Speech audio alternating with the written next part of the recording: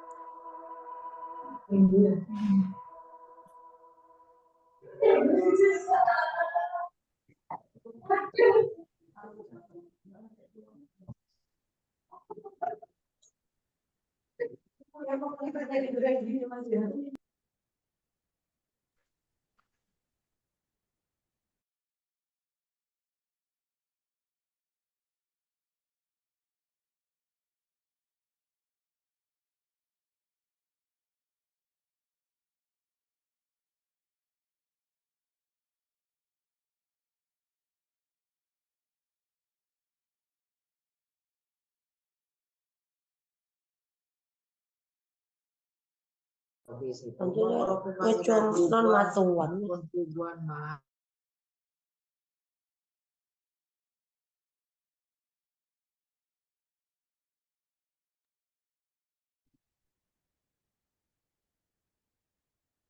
Ya baik, terima kasih teman-teman yang sudah bergabung dalam JBKP series 28 ini. Sebelumnya, mari kita langsung mulai. Assalamualaikum warahmatullahi wabarakatuh. Selamat pagi.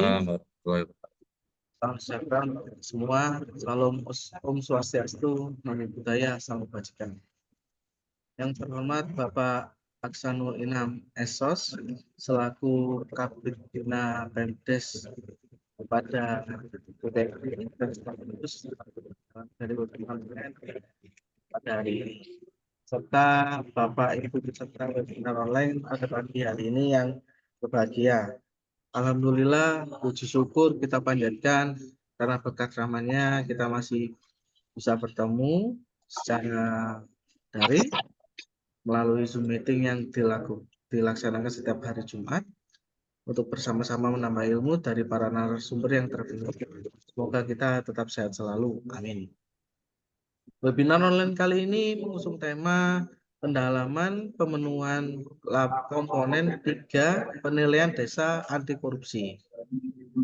Seperti biasanya, sebelum mulai acara, saya Yusuf yang akan selaku host pada pagi hari ini yang akan menemani pagi teman-teman.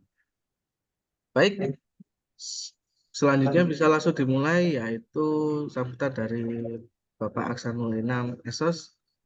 Disilakan. Terima kasih. Yusuf, Assalamualaikum warahmatullahi wabarakatuh. Waalaikumsalam warahmatullahi wabarakatuh. Pertama-tama marilah kita panjatkan puji syukur kehadirat Allah Subhanahu wa Ta'ala karena kita masih bisa dipertemukan pada kegiatan webinar series yang ke-28 ya. 28 ya Mas Yusuf ya? Ya, 28 dengan tema pada pagi hari ini adalah pendalaman pemenuhan untuk penilaian komponen 3 Desa Anti Korupsi yang mungkin sama dengan yang ada di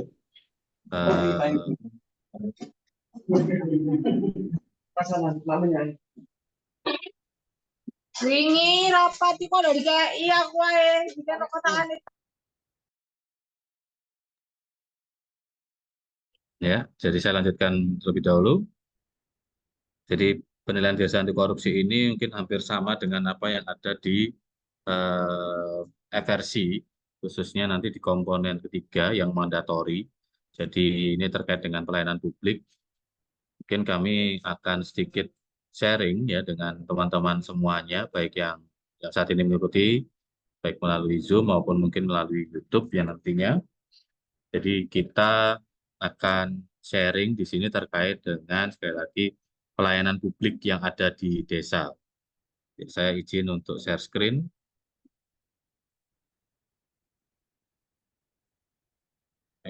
Terkait dengan komponen 3.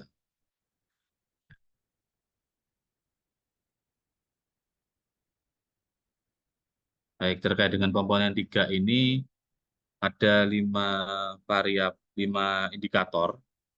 Ya, ada 5 indikator. Yang pertama adanya ada atau tidaknya layanan pengaduan bagi masyarakat.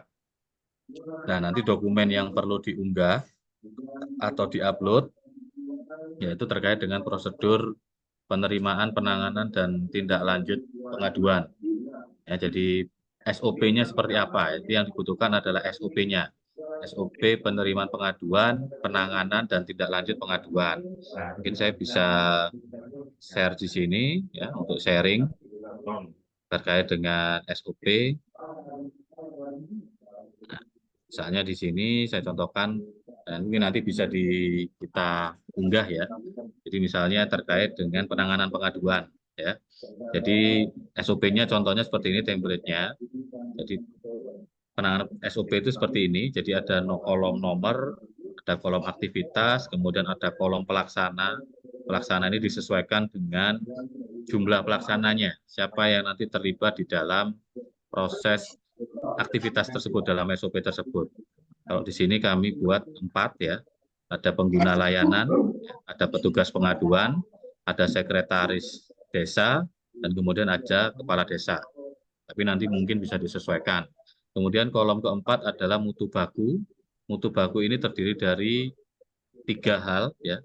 Ada kelengkapan, ada waktu, dan ada output ya. Nah, kemudian kolom berikutnya adalah setelah mutu baku adalah kolom keterangan. Nah, saya contohkan misalnya aktivitasnya ada pengaduan, baik lisan maupun tertulis. Dan semuanya dimulai dari oval ya. Jadi ini bukan kotak tapi oval. Dimulai dari oval untuk setiap SOP itu. Simbolnya adalah simbol oval. Lalu kemudian menerima pengaduan. Setelah aktivitas itu simbolnya adalah simbol kotak persegi panjang. Ya, petugas pengaduan menerima pengaduan. Dan ini langsung ditulis menerima pengaduan, bukan ditulis misalnya petugas pengaduan, itu bukan seperti itu, tapi langsung menerima pengaduan, langsung aktivitasnya, kalimat aktif. Ya, jadi aktivitas ini ditulis dengan kalimat aktif. Setelah itu sekretaris desa. Ya, sekretaris desa itu adalah melakukan koordinasi internal, cari solusi. Kemudian aktivitasnya juga membuat konsep penanganan pengaduan. Ya, misalnya ini mengajukan konsep penanganan pengaduan tertulis. Setelah itu akan dikirimkan ke kepala desa. Nah, simbolnya adalah simbol gelar ketupat. Gelar ketupat itu bersifat persetujuan. Ya, persetujuan itu berarti bisa disetujui, bisa juga tidak disetujui. Kalau tidak disetujui, maka dia akan kembali. Ya, menyetujui atau tidak menyetujui. Tapi kalau dia menyetujui, kepala desa menyetujui, maka bisa lanjut kepada persegi panjang, kotak persegi simbol persegi panjang berikutnya. Ya, seperti ini sampai dengan diakhiri.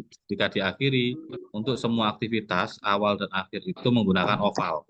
Ya, ini adalah oval. Kemudian mutu bakunya adalah kelengkapan, disesuaikan dengan kelengkapannya. Kelengkapannya misalnya apa? Misalnya kalau ada formulirnya, maka diisi formulirnya, mengisi formulir.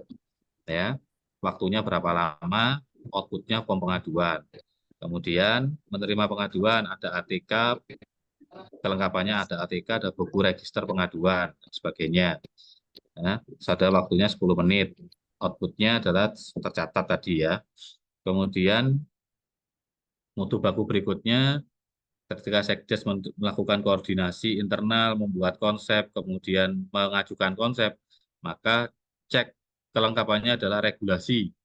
Regulasi yang terkait dengan pengaduan, misalnya pengaduan mengenai lambatnya pengurusan KTP atau lambatnya atau mungkin tidak cocoknya data kemiskinan yang ada di desa, tidak menerima karena yang bersangkutan tidak menerima bantuan misalnya. Jadi cek kelengkapannya adalah regulasi. Ada form pengaduannya yang tadi diisi di aktivitas pertama, ada notulensinya kalau memang langsung ada pencatatan oleh petugas pengaduan, ya, ada ATK, printer dan komputer. Jadi disesuaikan saja, kelengkapannya disesuaikan. Kemudian waktunya juga dipastikan, ya. Jadi waktu ini adalah waktu yang dibutuhkan untuk penyelesaian sebuah aktivitas.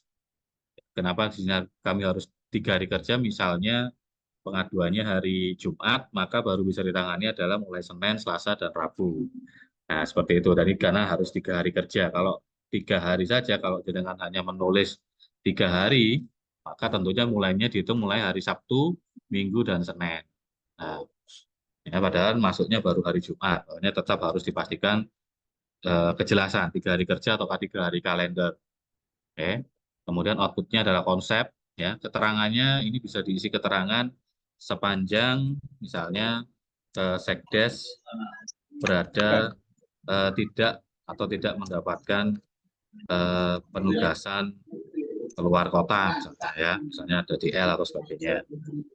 Sepanjang atau mungkin sepanjang Sekdes berada di tempat, ya, di lokasi, maksudnya berada di desa, ya. Seperti itu kalau saya. Jadi kalau misalnya ditugaskan ke dinas luar misalnya, ya berarti 3 hari kerjanya dihitung pada saat yang bersangkutan berada di desanya. Kemudian berikutnya menyetujui dan sebagainya. Jadi ini adalah contohnya, contoh SOP dari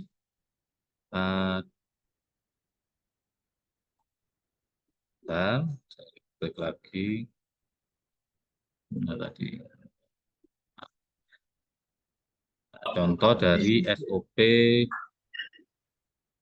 untuk pemenuhan kualitas pelayanan publik ada atau tidaknya layanan pengaduan, ya, nerimanya, penanganan maupun tidak lanjut pengaduan, ya. Itu SOP-nya yang diupload. Kemudian ada saluran penerimaan pengaduan digital berupa email, website, media sosial, dan konvensional. Jadi punya saluran pengaduan itu bisa ditampilkan.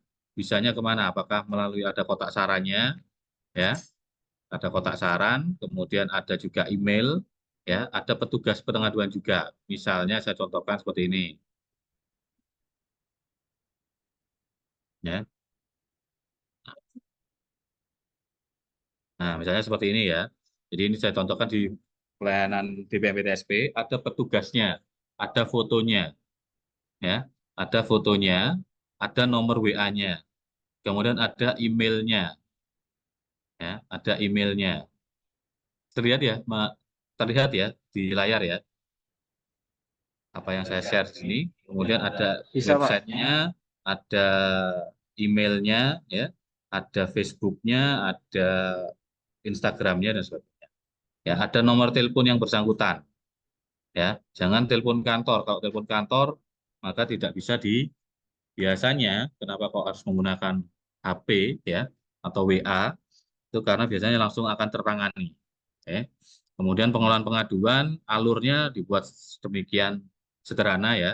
Jadi ada pelapor, ya pelapor melakukan petugas melakukan pencatatan, mencatat identitas dan sebagainya. Lalu kemudian 3 hari kerja, ya penanganan penyelesaian kemudian dikembalikan lagi kepada pelapor. Ya. Harus ada waktunya karena ini untuk mengetahui respon time-nya. Ya, respon time pengaduannya bagaimana selama berapa lama. Kemudian ada petugas pengaduan tadi juga di SK-kan oleh kepala desa. Ya, di SK-kan kepala desa. Lalu kemudian ada kalau ini terkait dengan kompensasi. Jadi setiap pengaduan itu ada kompensasinya. Atau pelayanan ada kompensasinya. Misalnya tidak terlayani selama berapa lama itu maka nanti bisa ada kompensasinya. Misalnya diberi ucapan maaf ya itu sudah kompensasi, pemberian maaf itu kompensasi tidak harus berupa barang. Nah, saya lanjutkan.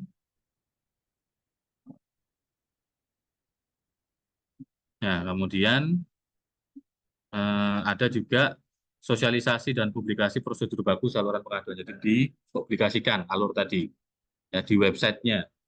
Kemudian rekap progres pengaduan dan tindak lanjut. Jadi setiap kali pengaduan itu ada apa namanya dicatat ya dicatat. Kemudian indikator kedua yakni ada tidaknya survei kepuasan masyarakat terhadap pelayanan pemerintah desa.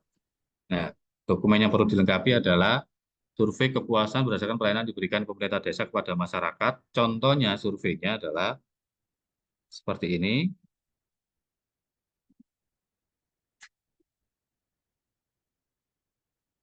Ini kuesionernya seperti ini ya. Kuesionernya seperti ini ya. Nanti bisa di copy ya. Bisa kami share. Jadi format kuesionernya seperti ini. Ini sesuai dengan Peraturan Menteri PAN nomor 14 tahun 2017. Ya, Peraturan Menteri Menpan RB ya. Karena diminta adalah yang sesuai dengan format kuesioner. Jadi kuesioner SKM pemerintah desa mana ya, tanggal surveinya kapan, jam surveinya kapan, jenis kelamin, usia ya, kemudian identitas, tidak ada nama di sini ya. Jadi hanya jenis kelaminnya, usianya berapa, pendidikan ya, pekerjaan, alamat ya, desa mana, lurah desa, kecamatan, kabupaten. Ya. Kalau memang perlu dilakukan penyesuaian silakan dilakukan penyesuaian misalnya alamatnya RT dan RW misalnya ya. Kemudian di sini dusun ya. Tapi kalau misalnya berada di luar warganya yang menerima survei adalah luar kota ya tetap digunakan seperti ini. Ya. Kemudian pertanyaannya adalah di sini hanyalah untuk perbaikan pelayanan publik di desa yang bersangkutan ya. Di desa A misalnya. Di desa mana? Oke. Di sini pertanyaannya hanya ada 9. Ya, karena memang pelayanan itu hanya terdiri dari 9. Yang pertama adalah kesesuaian persyaratan. Persyaratannya seperti apa? Jadi pertanyaannya adalah bagaimana pendapat saudara tentang kesesuaian persyaratan pelayanan dengan jenis pelayanan. Hanya ada 4 pilihan, tidak sesuai, kurang sesuai, sesuai, sangat sesuai. Ya. Nah, kemudian responden itu hanya melingkari salah satu. A, B, C, atau D. Ya. Ya. Kemudian pertanyaan kedua adalah bagaimana pemahaman saudara tentang kemudahan prosedur. Kalau tadi adalah persyaratan, ya, di sini persyaratan, ya, persyaratannya di sini adalah prosedurnya. Yang dilihat kedua adalah kemudahan prosedur pelayanannya. Kemudian pertanyaan ketiga adalah terkait dengan waktunya. Ya. Terkait dengan waktu pelayanan, bagaimana pendapat saudara tentang kecepatan waktu dalam memberikan pelayanan, terkait waktunya. Kemudian terkait dengan biayanya, Pertanyaan keempat adalah terkait dengan biaya.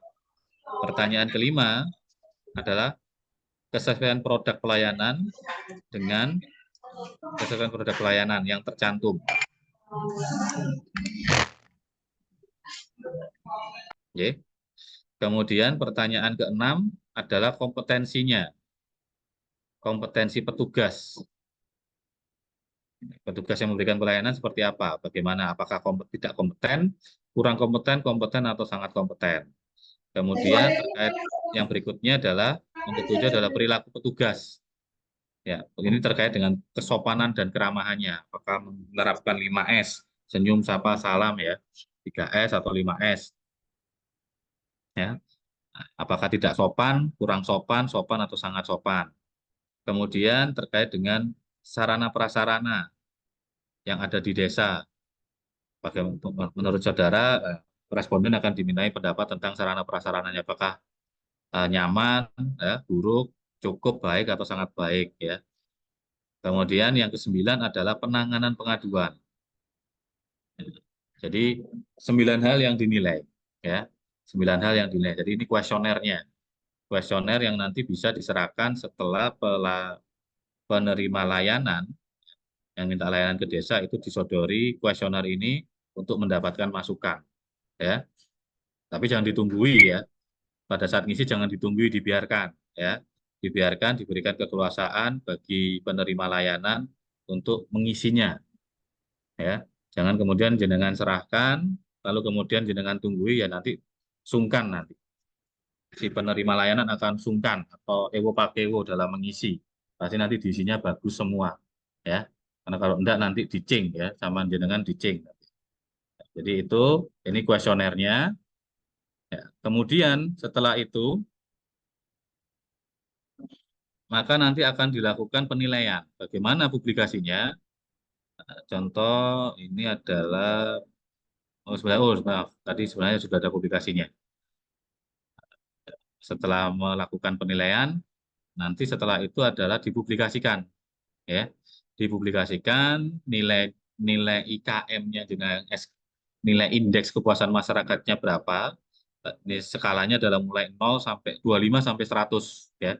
Skalanya tadi dengan tidak mungkin dapat nilai 0, ya, tapi minimal adalah 25. Ini sesuai dengan peraturan Menteri PAN, ya. 25 sampai dengan 100. Oke. Jadi pemerintah desa mana, apakah dilakukan setiap semester, setiap 3 bulan, atau setahun sekali. Ya, nanti akan ketemu jumlah respondennya ada berapa, jenis kelamin tiap responden, ya, laki-laki berapa, perempuan berapa, pendidikannya, SD berapa, SMP berapa, nanti dengan rekap, periode surveinya juga dilakukan ditulis. Jadi kalau jenengan melakukan surveinya mulai 1 Januari sampai 31 Maret, atau mulai 1 Januari, ya, sampai dengan 30 Juni kalau misalnya dilakukan setiap semester. Monggo nanti jenengan sesuaikan sendiri. Ya, tapi pilihannya adalah apakah dilakukan setiap tribulan atau tiap semester. Setelah itu ada tanda tangan dan stempel kepala desa. Ya. Nah, kemudian untuk cara menghitungnya sendiri adalah bagaimana cara melakukan penilaiannya. Nah, cara penilaiannya adalah seperti ini. Jadi setiap jawaban tadi, ya, karena ada 4 pilihan.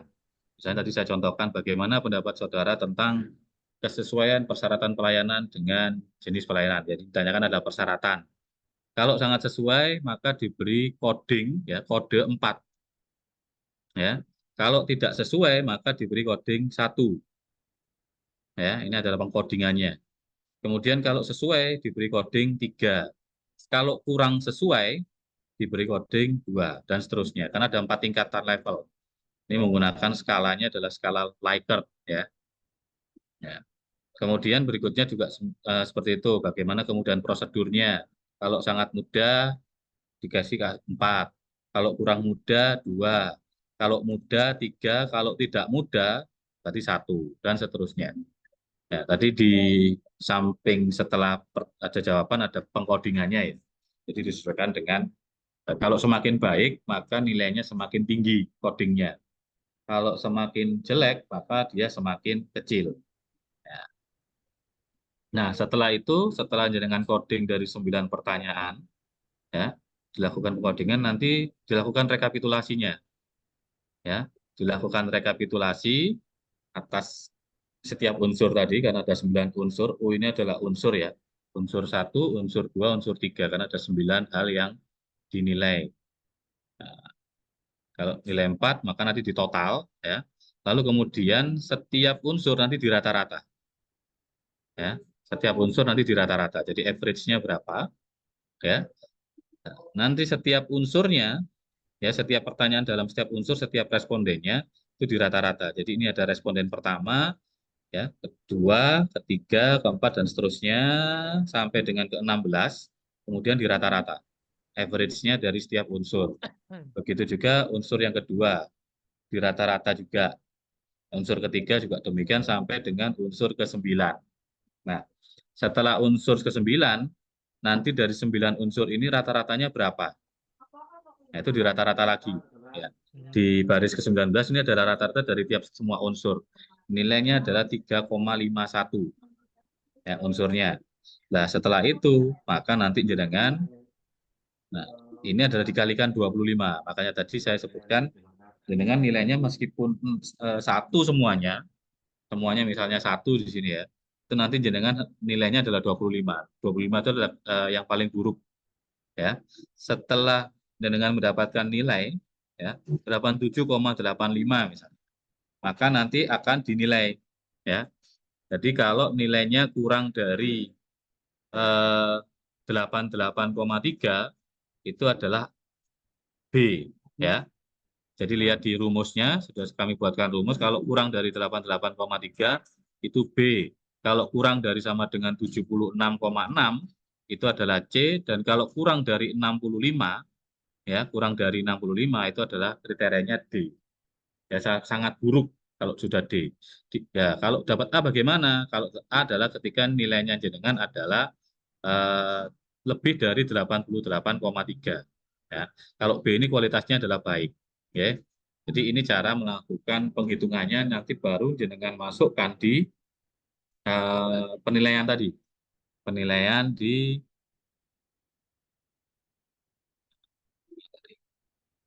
nah, di sini. Baru jenengan nanti masukkan di sini. Jadi kalau tadi 87,85, ya jenengan tuliskan 87,85. Oke.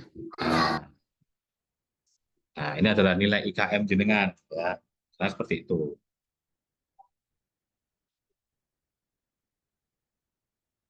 Ini yang perlu dilakukan penilaiannya di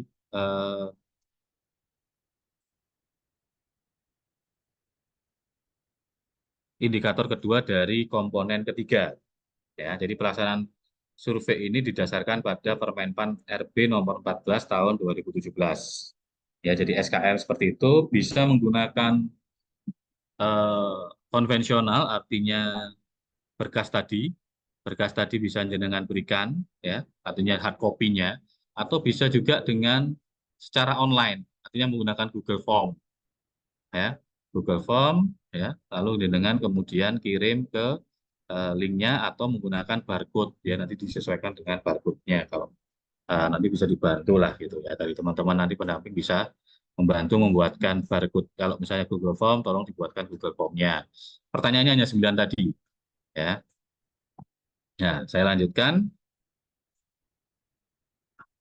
Nah, berikutnya adalah terkait dengan ada atau tidaknya keterbukaan dan akses masyarakat desa terhadap informasi standar pelayanan minimal (SPM) terkait dengan kesehatan, pendidikan, sosial, lingkungan, Trantibullinmas, pekerjaan umum, pembangunan, kependudukan, keuangan, dan pelayanan lainnya.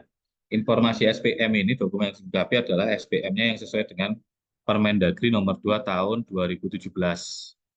Ya, Permendagri informasi SPM ini sebenarnya terkait dengan standar pelayanannya.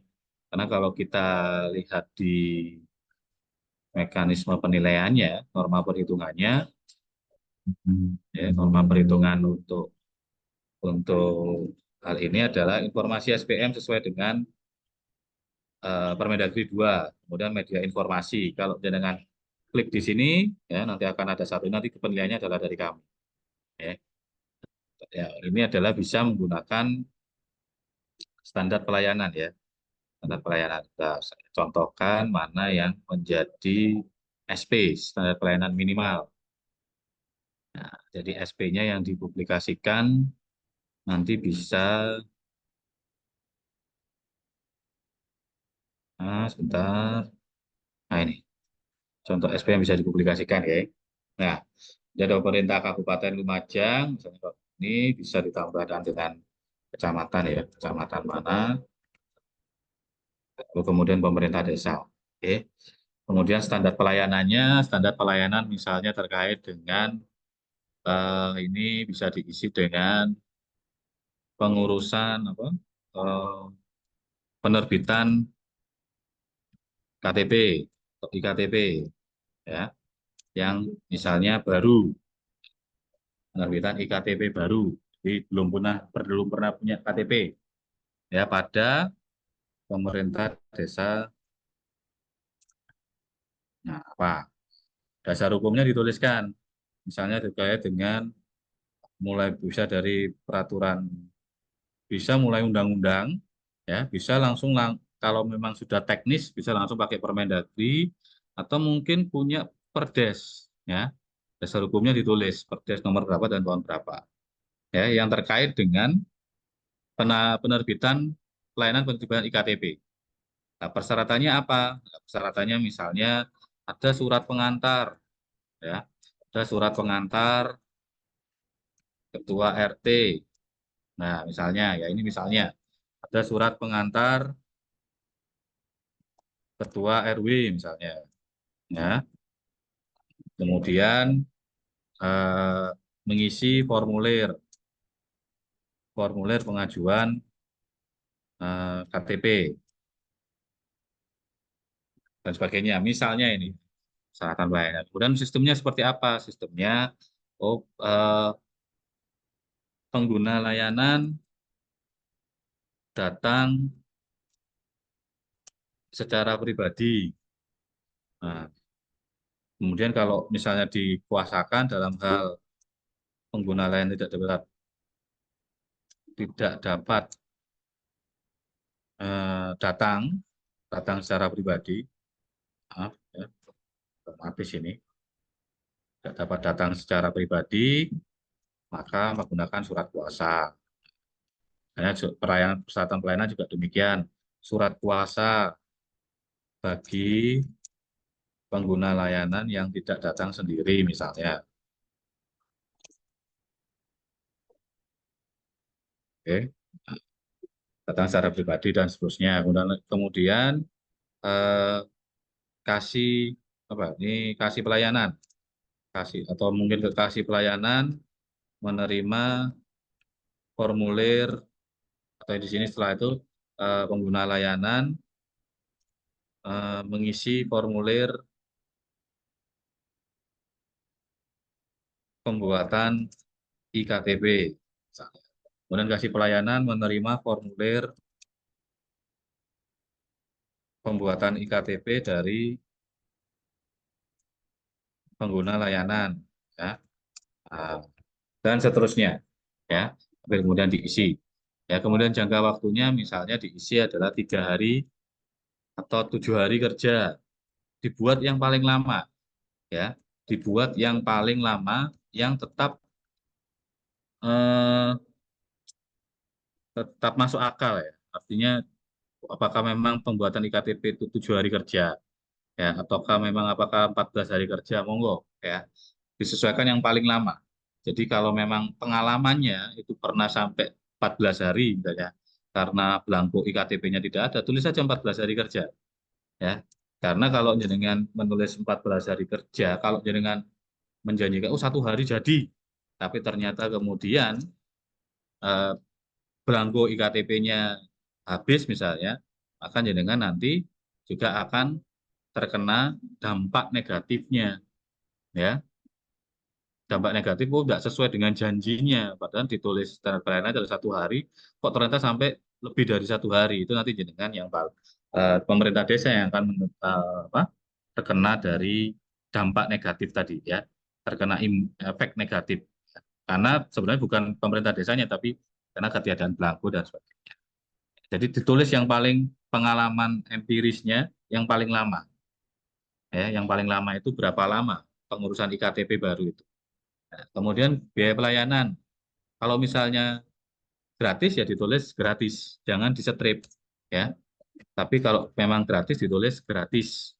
Kalau perlu gratis tidak dipungut biaya, tapi gratis saja sudah cukup. Kalau memang ada biayanya, ditulis biayanya ya. Produk pelayanannya, nah produk pelayanannya karena itu tadi IKTP adalah IKTP ya. Produk pelayanannya diisi nama produk pelayanan yang dihasilkan. Pengaduannya siapa tadi nama petugasnya ya. Misalnya nama petugasnya misalnya saya, misalnya Aksanul Minam ya, ada nomor WA-nya dan sebagainya. Ya, diisi nama petugasnya. Oke. Kemudian prasarana-prasarananya apa yang dibutuhkan, misalnya lembar atau formulir pembuatan IKTP.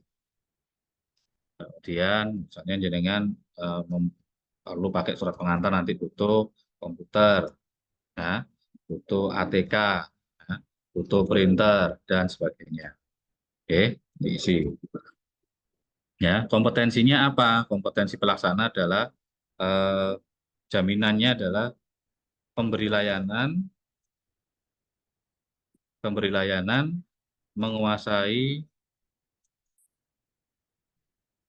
regulasi terkait pembuatan IKTP. Kemudian pemberi layanan menguasai Microsoft Office misalnya. Ya, itu adalah jaminan kompetensinya seperti apa.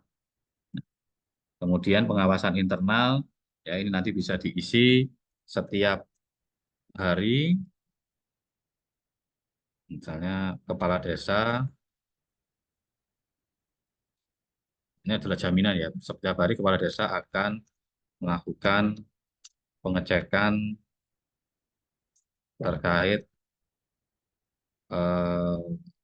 terkait pembuatan pengajuan pembuatan IKTP oleh warga. Ini adalah jaminannya, jadi tidak akan luput ya. Kemudian jumlah pelaksananya, kalau memang hanya kasih pelayanan ya kasih pelayanan, kalau memang kasih pelayanan ada sekdesnya, maka ditulis jumlah pemberi layanannya ya. Tapi kalau misalnya di sini misalnya hanya kasih pelayanannya ya berarti hanya 1 orang ya. Kemudian jaminan pelayanannya ya diisi dengan pelayanan diberikan sesuai dengan ketentuan yang berlaku. Jadi jika pelayanan tidak sesuai dengan standar pelayanan, sebenarnya ini hampir sama dengan maklumat pelayanan, jaminan pelayanan. Dengan standar pelayanan, maka akan diberikan kompensasi, misalnya dengan kompensasi pelayanan berupa IKTP akan diantar ke rumah warga. Itu jaminan pelayanannya. Jaminan keamanan, maka seluruh isian, seluruh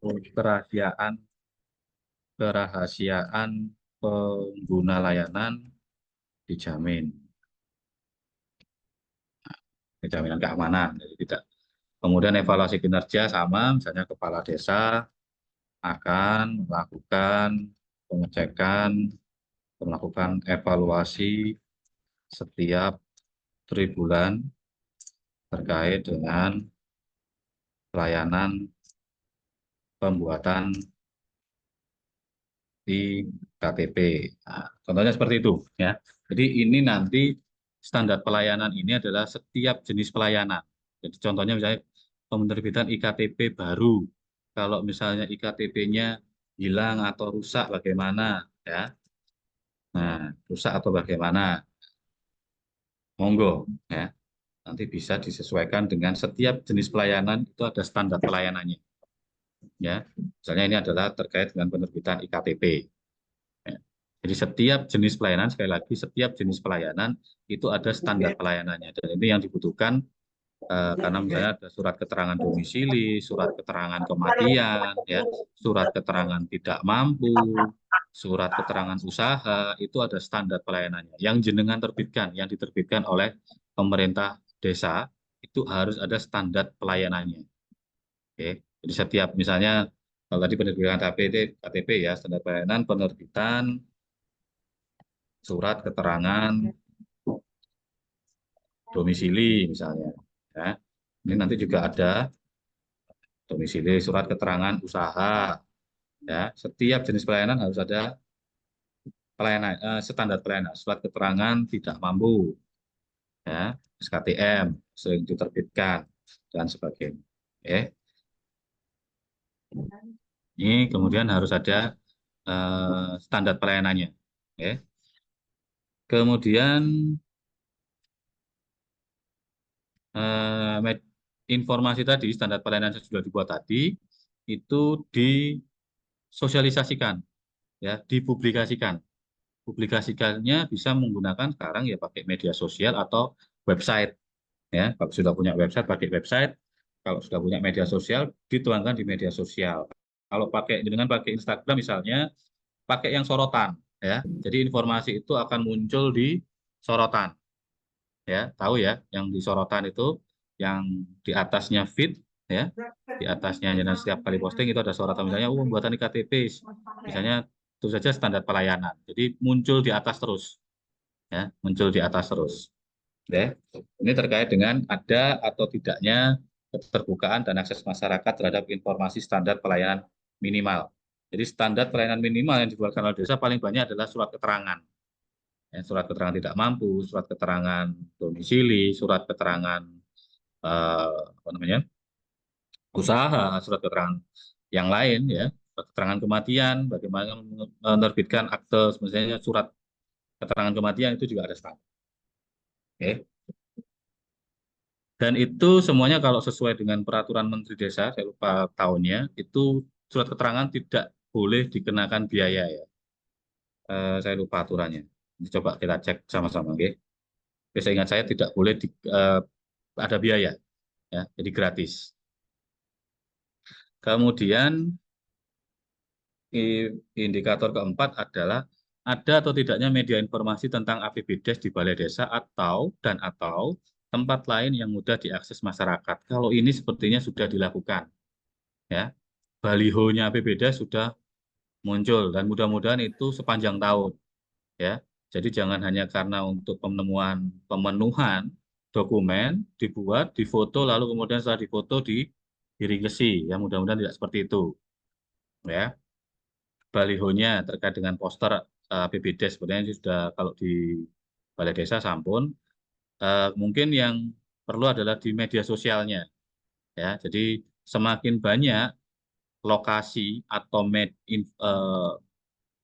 apa ya namanya, tempat yang jenengan buat untuk sosialisasi, untuk publikasi, semakin banyak itu semakin bagus.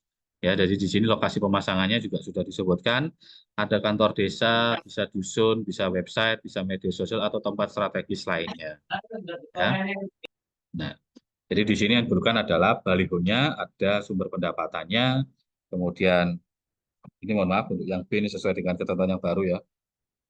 Kemudian alokasi belanjanya mulai bidang penyelenggaraan pemerintahan desa, pembangunan, pembangunan masyarakat, pemberdayaan masyarakat sampai dengan bidang satu lagi tak terduga ya. Kemudian pemberdayaan, pembangunan, pembinaan masyarakat. Nah, sebetulnya sudah tinggal memperbanyak lokasinya, ya, memperbanyak lokasinya. Itu nanti yang diupload, ya. Kemudian yang kelima itu adalah ada atau tidaknya maklumat pelayanan. Nah, isi maklumat pelayanan itu juga harus sesuai dengan Permenpan RB, ya. Permenpan RB nomor 15 ya, 15 tahun 2014 kalau tidak salah. Nah, isi maklumat layanan adalah komitmen dari aparat desa, konsekuensi hukum, dan nanti ditandatangani oleh kepala desa. Ya. Minimal dengan ukuran poster, ya, lokasi pemasangan di tempat pelayanan kantor dan di website, diupload di website. Bagaimana isinya, isi pelayanan, maklumat pelayanan, ya. Oh, terima kasih, Wisan. Nah, isinya adalah contohnya maklumat pelayanan. Nah, saya belum buka ini tadi.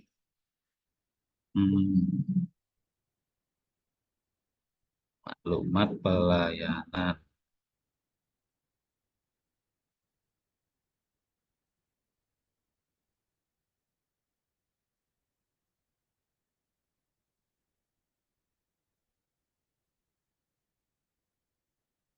Bentar. Maklumat pelayanan.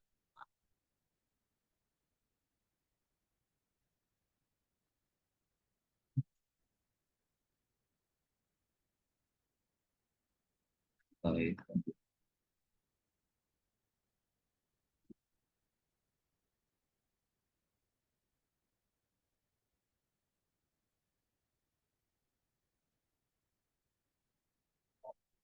Kok belum ada ini?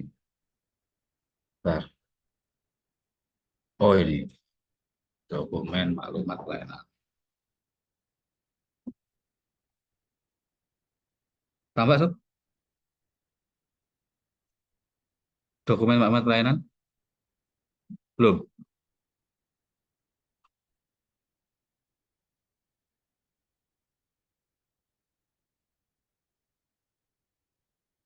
Terlihat ya? Ya. Jadi ini maklumat pelayanan. Jadi isinya adalah dengan ini kami berjanji dan sanggup menyelenggarakan pelayanan sesuai standar pelayanan yang telah ditetapkan tadi. Standar pelayanannya tadi seperti apa?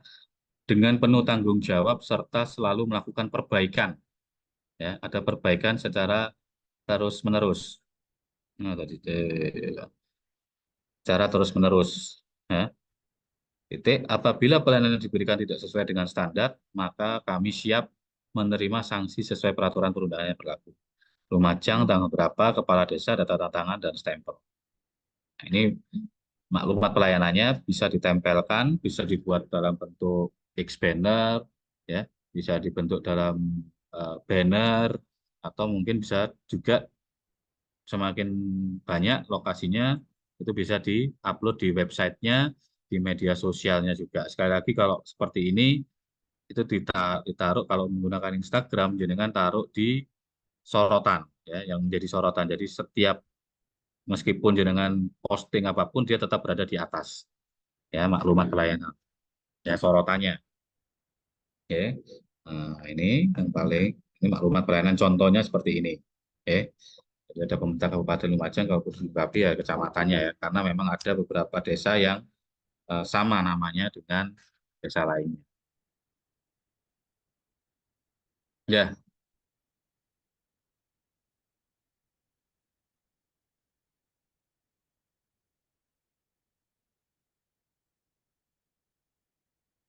ya.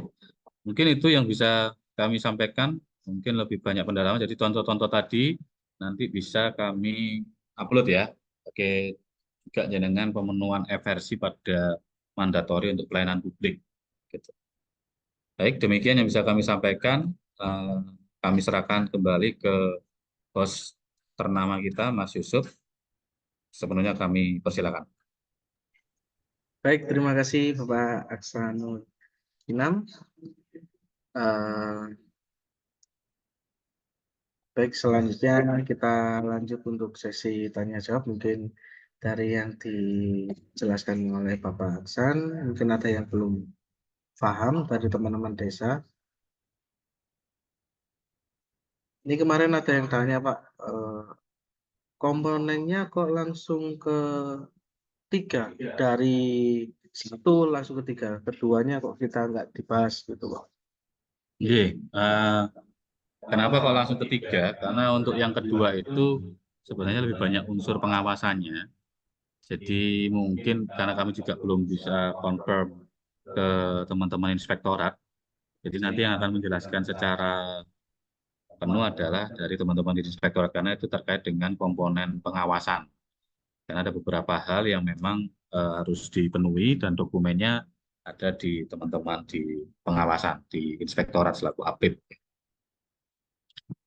Jadi kami lompati dulu, nanti kami akan konfirmasi ke teman-teman inspektorat untuk kapan bisanya melakukan ngisi di JBKP, buat berkah Kentapedes. Baik, mungkin ada teman-teman yang mau bertanya.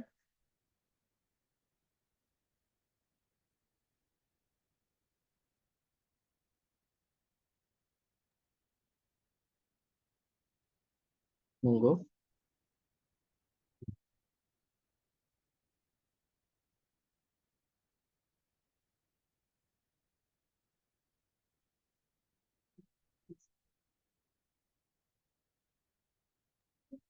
Khususnya ini untuk teman-teman di Desa Condro, Desa Tekung, dan Desa Tukung, maaf, Desa Tukung dan Desa Gucialit ya. Karena yang kami usulkan salah satunya untuk pemenuhan ini adalah untuk desa anti korupsinya. Kalau untuk yang lain mungkin terkait dengan e-versinya. Jadi kemarin kami juga sudah menyampaikan secara surat kedinasan bahwa untuk 3 desa yang kami usulkan itu sebagai desa anti korupsi. Jadi selain upload di e-versi, juga upload di link yang sudah kami sediakan, dan nanti akan kami lakukan juga des ya terkait dengan pengunggahan atas dokumen-dokumen. Jadi wabil khusus kepada Desa Tukum, Kecamatan Tekung, yang kedua Desa Condro, Kecamatan Pasirian, dan Desa Gucialit, Kecamatan Gucialit yang menjadi nominator yang kami usulkan sebagai desa anti korupsi tingkat Jawa Timur. Begitu.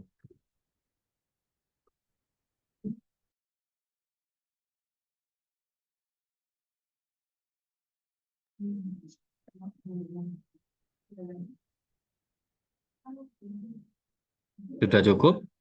Bagaimana Mas Yusuf, ada pertanyaan? Sampai saat ini masih belum, Pak.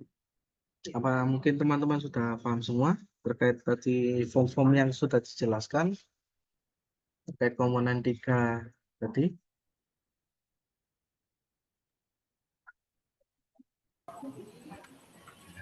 Dia tinggal minta materi ya. Materinya nanti kami akan kirim, kami akan upload ya di materi webinar. Dari Desa Pundungsari mau mencoba untuk bertanya, Bapak. Monggo, Pak. Terkait dengan pengaduan masyarakat, kemudian kotak saran, kita sudah mencoba dengan Google Form. Apakah itu sudah bisa mewakili? Itu yang pertama. Kemudian yang kedua terkait dengan surat keterangan miskin. Apa bisa diperkenankan apabila dalam surat keterangan tersebut dicantumkan apabila keterangan yang saya berikan ini tidak benar, maka saya siap dilaknat oleh Allah dan bersedia benar-benar dimiskinkan. Ibaratnya ada kata-kata seperti itu, apa layak, apa bisa diperkenankan itu. Terima kasih.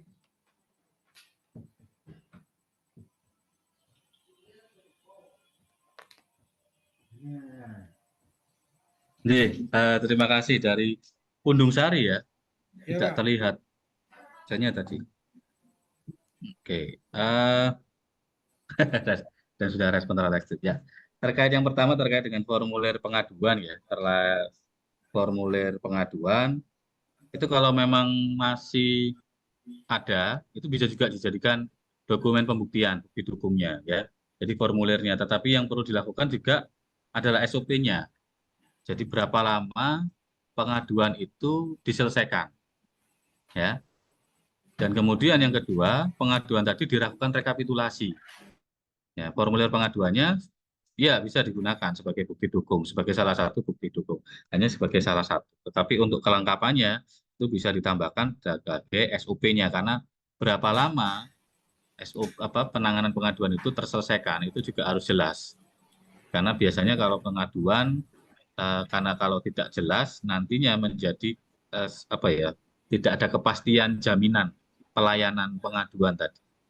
Itu satu. Kemudian yang kedua terkait dengan menambahkan persyaratan, itu sisi desa mawacoro ya, artinya setiap desa juga punya cara tersendiri dan monggo kalau memang hal tersebut dilakukan, ada surat penambahkan misalnya surat pernyataan seperti itu ya tadi yang dilakukan, ada surat pernyataan kalau pernyataan saya tidak benar akan benar-benar miskin gitu ya, monggo, itu adalah kewenangan yang ada di desa ya. Adalah surat pernyataan itu ada, nah berarti menambahkan satu persyaratan berupa surat pernyataan dari yang bersangkutan yang isinya monggo disesuaikan dengan desa. Oke, seperti itu, Pak. Jadi yang penting ada itu semuanya ditampilkan, ya, semuanya ditampilkan, semuanya dipublikasikan, sehingga nanti akan mendapatkan juga masukan dari masyarakat. Itu yang bisa kami sampaikan dari Desa Pundusari. Terima kasih. Baik, monggo yang mau bertanya lagi dari teman-teman. Oh, sebelumnya apa sudah cukup, Pak? Jawabannya, Pak, dari Desa Pundungsari?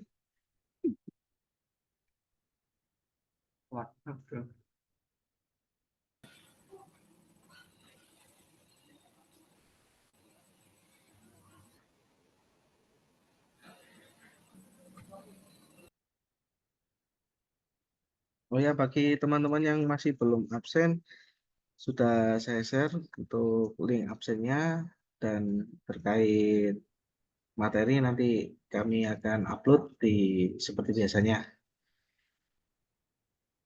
Iya. Monggo teman-teman. Kalau memang sudah tidak ada yang ditanyakan lagi, baik, kalau begitu terima kasih atas pemaparan dan acara apa itu, Pak? Dan sesi selanjutnya seperti biasanya sebelum kita mulai seperti biasanya, izinkan admin mengambil dokumentasi bagi teman-teman untuk menghidupkan kamera.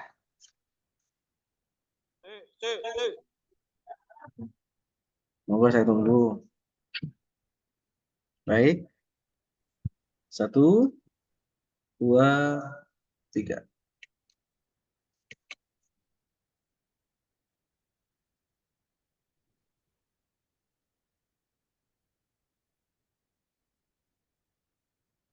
Baik. Halaman kedua. 1, 2, 3.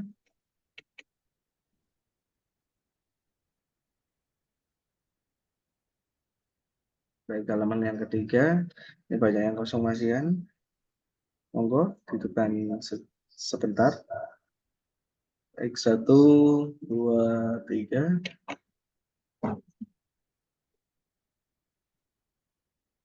Halaman yang terakhir.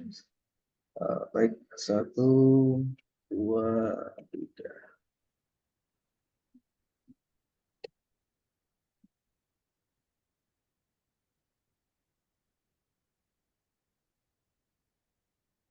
Baik, terima kasih atas partisipasi Bapak Ibu, dan terima kasih banyak kepada narasumber.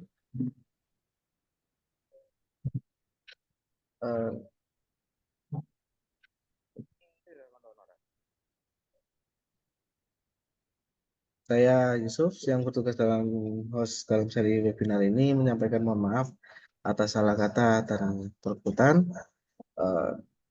Jangan lupa follow dan subscribe kita IG kita melalui link yang sudah kita share.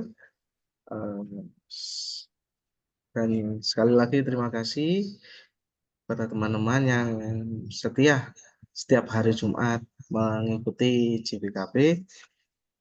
yang akan selalu setiap hari Jumat kalau tidak ada kendala atau hari libur. Begitu saja cukup. Akhir kata, terima kasih. Wassalamualaikum warahmatullahi wabarakatuh.